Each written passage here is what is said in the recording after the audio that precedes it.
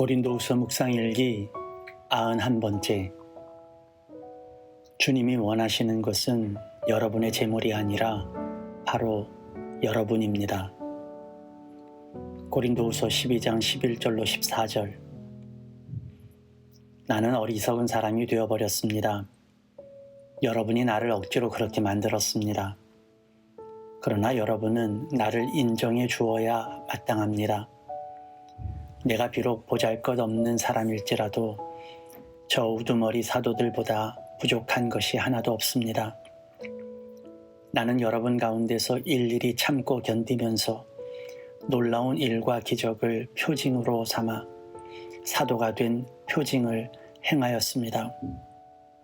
내가 여러분에게 폐를 끼치지 않았다는 것을 제외하고 여러분이 다른 교회들보다 못난 점이 무엇입니까? 이렇게 한 것이 불공평한 처사라고 하면 용서하여 주시기 바랍니다. 지금 나는 이렇게 세 번째로 여러분에게로 갈 준비가 되어 있습니다. 그러나 여러분에게 폐를 끼치는 일은 하지 않겠습니다. 내가 구하는 것은 여러분의 재물이 아니라 바로 여러분입니다. 자식이 부모를 위하여 재산을 모아두는 것이 아니라 부모가 자식을 위하여 재산을 모아두는 것이 마땅한 것입니다.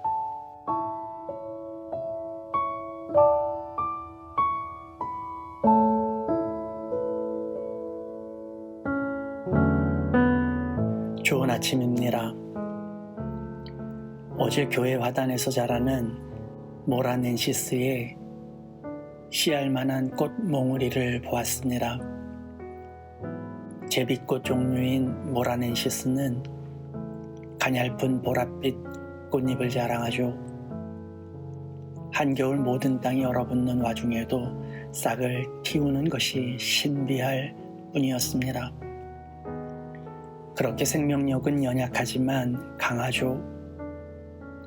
그 생명력에는 하나님의 창조의 능력이 담겨 있기 때문입니다. 우리도 그랬으면 좋겠습니다.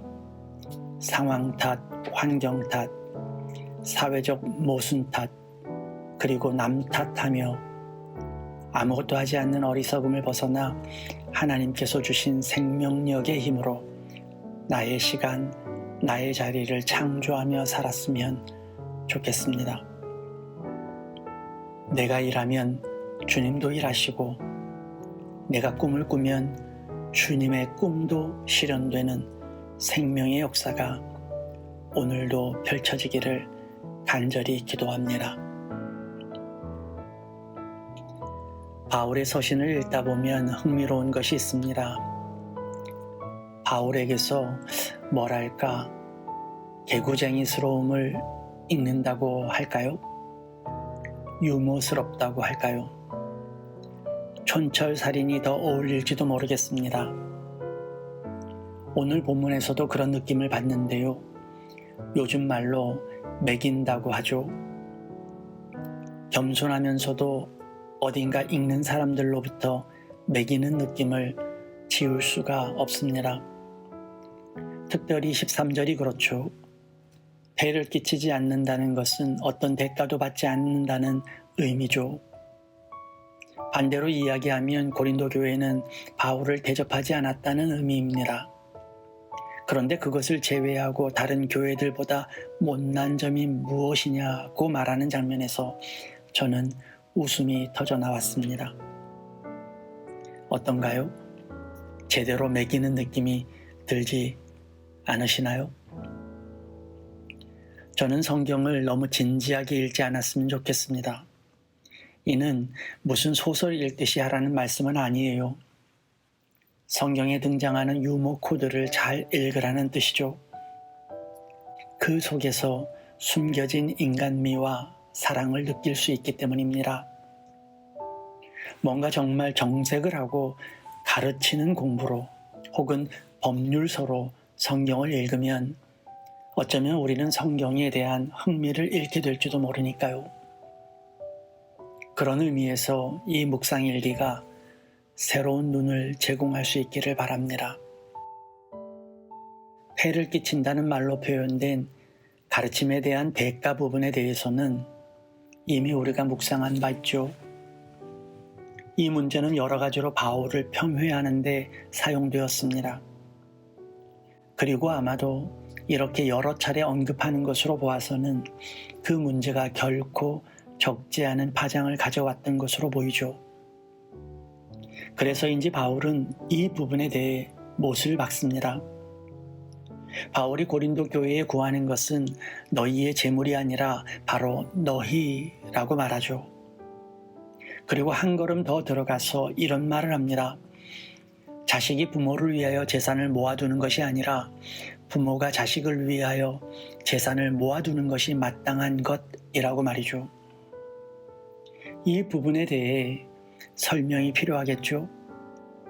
왜냐하면 마치 부모가 자식에게 재산을 물려주는 것이 마땅한 것처럼, 혹은 자식은 부모를 위해 재산을 사용하지 않아도 되는 것처럼 오해할 수도 있기 때문입니다.